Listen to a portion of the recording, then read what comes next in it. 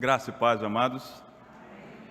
Hoje, dia das mães, muita alegria no coração de todo aquele que sabe a importância de uma mãe e que nunca cansa de comemorar, porque elas estão sempre ao nosso lado. Dia sempre das mães. Há coisas que durante a vida, ao ouvir, me marcaram e eu não consigo parar de lembrar neste Dia das Mães. Lembrar que a primeira coisa que o bebê vê é a face da mãe. Quando ela coloca nos braços a distância entre o olhinho dela e o rosto da mãe. É a distância que o bebê já pode enxergar. É a primeira imagem. E lembrar das coisas que minha mãe dizia. O Edma, sentado aqui no primeiro banco, já pode saber parte das filosofias de Dona Maria, Zésa. As mães mais maduras já sabem, mas mamãe dizia que mãe é 9 meses doente, 3 anos sem dormir e o resto da vida doida. Então, o que é ser mãe? Se alguém perguntasse a ela, isso é simples. É 9 meses doente, 3 anos sem dormir e o resto da vida doida. Esta era a definição de mãe para minha mãe. Não sei se é porque é minha mãe, né? Eu entendo que mãe é o ministério do amor e da esperança. Ministério do amor e da esperança. Nós estamos trabalhando este mês, Famílias Edificadas, Igreja Forte, e a mãe tem um papel fundamental nesta edificação da família e a construção e crescimento da igreja. Como hoje é o primeiro domingo que a gente trabalha com esse tema, em função do culto que não aconteceu no domingo próximo passado, eu vou usar o tempo que temos para pensar alguma coisa sobre o tema, sobre a divisa e iniciar parte daquilo que a gente tem elaborado para falar durante o mês. Quando a gente vê que a palavra diz assim: se não for o Senhor o construtor da casa, será inútil trabalhar na construção. Se não é o Senhor que vigia a cidade, é inútil a sentinela montar guarda. Casa e cidade. Família. A casa, ampliando essa metáfora, é a nossa família, é o nosso lar. Se não for o Senhor o construtor deste lar, desta família, todos que estão em casa se esforçam em vão. Seus objetivos não serão alcançados. Cidade é sociedade sem fronteiras. Se não for o Senhor para vigiar a cidade, será inútil o sentinela montar guarda. Se não for o Senhor para tomar conta da nossa cidade, do nosso estado, do nosso país e de tudo, será em vão todo o esforço que qualquer ser humano fizer para garantir a sua própria segurança e a segurança do outro. Então, é pensando nisso que a gente vai seguir. Sem a ação de Deus, nenhum deles terá êxito em seus propósitos. Quando a gente pensa em igreja, famílias edificadas, igreja forte, Mateus escreve em seu capítulo 18, verso 20, o seguinte: pois onde se reunirem 2 ou 3 em meu nome, ali eu estou no meio deles. Igreja, nós podemos pensar na reunião de pelo menos 2, Podemos pensar na instituição formal igreja, vinculada ou não ao Estado. Podemos pensar no templo, que é aquilo que alguns chamam de igreja. Podemos pensar na denominação, que também chamam de igreja.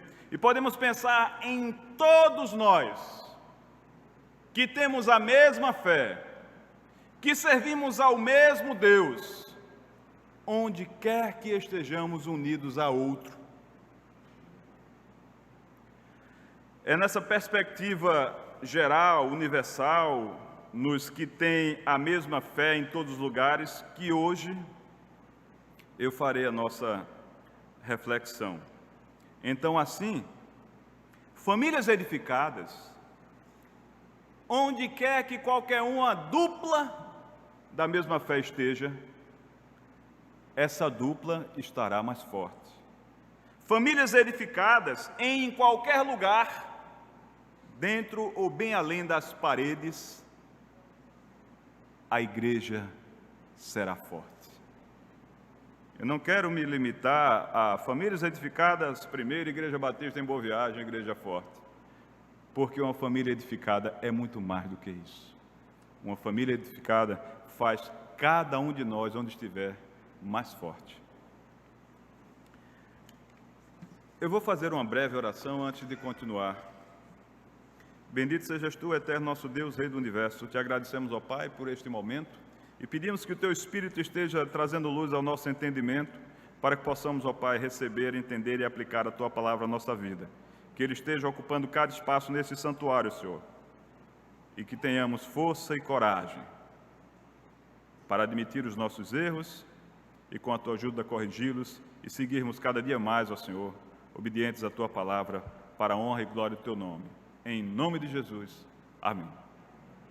O que você quer para a sua família? O que você quer para a sua igreja? O que você quer para a sociedade? Você já pensou nisso? É com base em que você toma as suas decisões sobre o que você quer para si mesmo, para a família e para a sociedade? O que é que você tem aprendido e que você pode dizer, eu sou edificado porque eu sei disso? O que é que a sua casa, a sua família sabe e que pode dizer, estamos bem, estamos edificados porque sabemos disso? O que a família sabe? O que a família edificada sabe? É sobre isso que nós vamos falar. Diz assim a palavra do Senhor no salmo que estamos usando como divisa. Se não for o Senhor construtor da casa, será inútil trabalhar na construção. Se não é o Senhor que vigia a cidade, será inútil o sentinela montar guarda. A palavra trabalho neste contexto, o trabalho do sentinela, o trabalho de todos, no original ela tem a ideia de trabalhar até o máximo que você possa fazer. Trabalhar até você não conseguir mais. É esta a mensagem, a ideia, o significado de trabalhar. Em vão trabalhe, em vão edifique, em vão vigia. Sabe o que a gente muitas vezes precisa lembrar? É que nem sempre nós conseguiremos terminar o trabalho.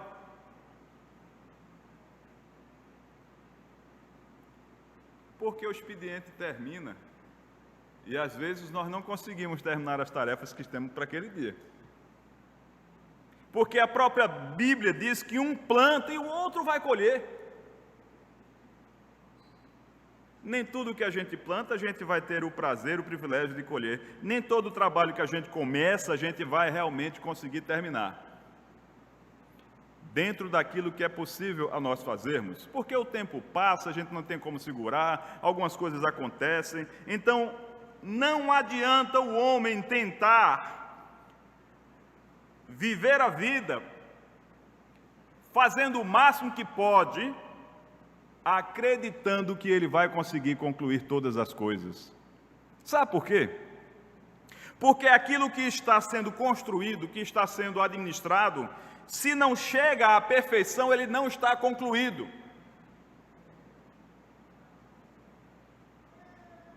Se não chegou ao ponto, não está concluído. E o homem nunca conseguirá fazer nada até chegar ao ponto. Só Deus consegue fazer as coisas perfeitas. Sempre haverá algo que será em vão. O homem se esforçar tanto se Deus não estiver presente naquela obra. Se Deus não estiver presente na família, se Deus não estiver presente no trabalho, se Deus não estiver presente no cuidado da sua saúde, em vão.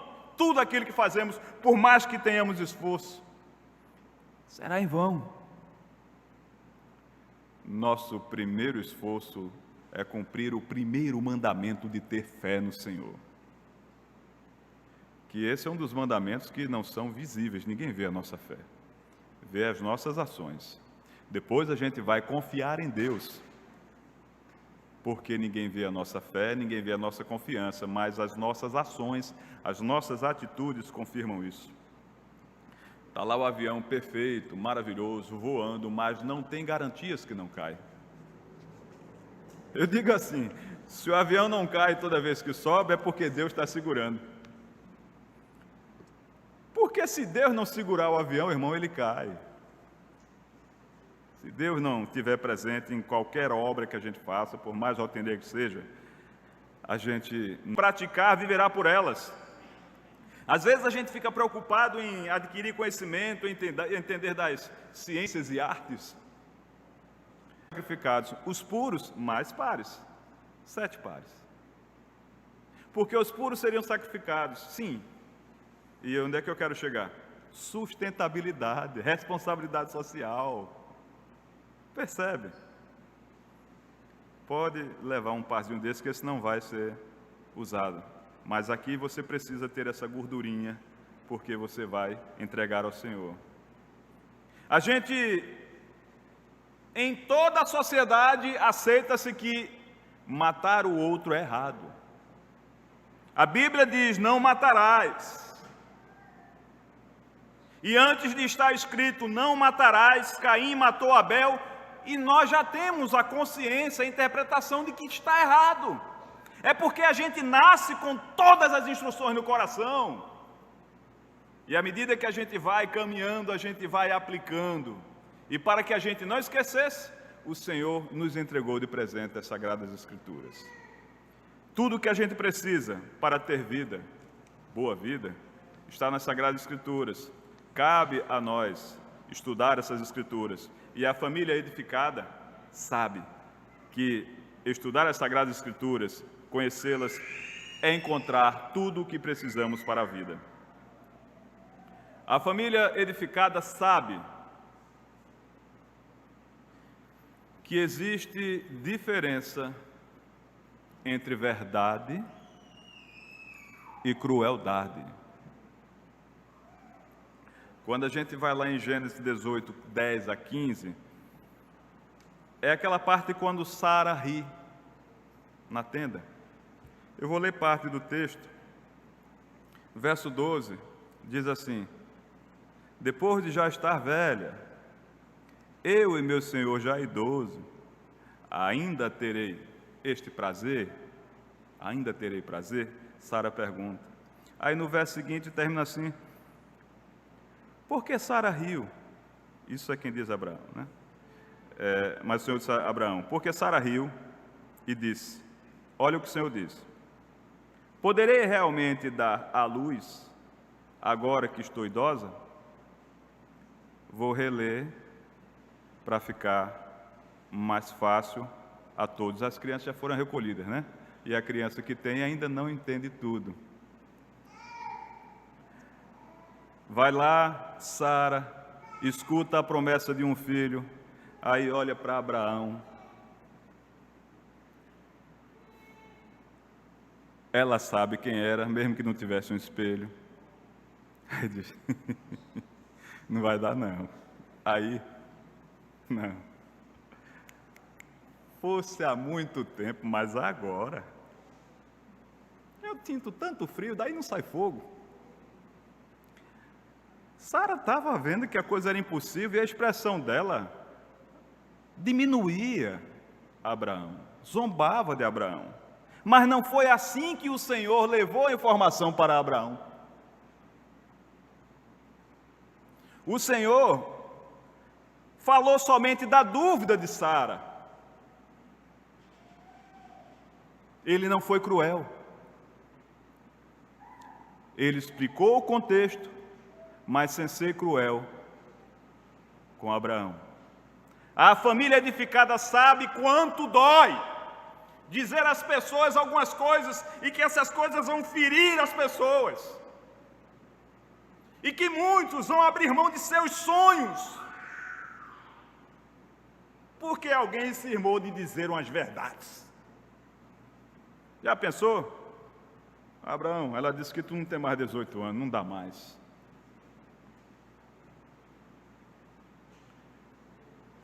A gente precisa usar sabedoria naquilo que dizemos. E ter sabedoria é saber claramente qual é o seu objetivo.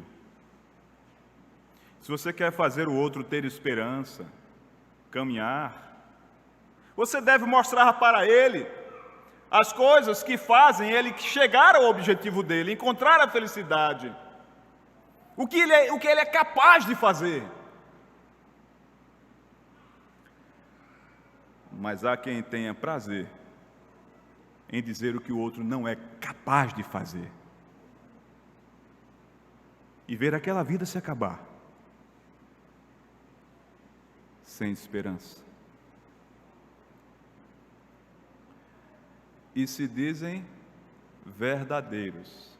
São pessoas tóxicas, não são pessoas verdadeiras. São pessoas que distribuem o mal e que preparam o outro para a morte prematura. A família edificada sabe o que dizer, como dizer, quando dizer, de maneira que o outro se sinta forte e siga em frente. O que a família edificada sabe? A família edificada sabe que todo relacionamento precisa de perdão. Há quem costume separar a atitude de perdoar em 3 linhas.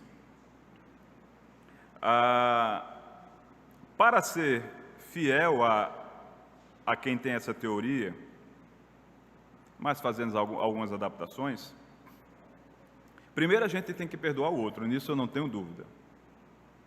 Não tenho dúvida, eu afirmo, perdão torna todos os relacionamentos mais duradouros, as famílias mais felizes, as pessoas mais felizes. Foi o perdão, que está lá na parábola do filho pródigo, que fez o filho recomeçar a vida. É isso que Jesus ensina. Ele foi restaurado, ele teve toda a honra devolvida, foi entregue o anel, foi feita uma festa. Isso é perdão. Aqui não tem, observem, nenhum registro de que ele respondeu um questionário, um interrogatório sobre a própria vida, nem fez nenhuma lista de todos os erros que cometeu. Ele teve o impulso, admitiu o erro, caminhou, pediu perdão. O pai recebeu para recomeçar a vida com ele. Sem esta oportunidade de recomeço, amados irmãos, nós, seres humanos limitados, não temos chance, porque nenhum de nós é perfeito. Cada um erra conforme a sua própria criatividade. Cada um erra de um jeito diferente. Então, você tem que perdoar o outro. Você sente raiva de alguém?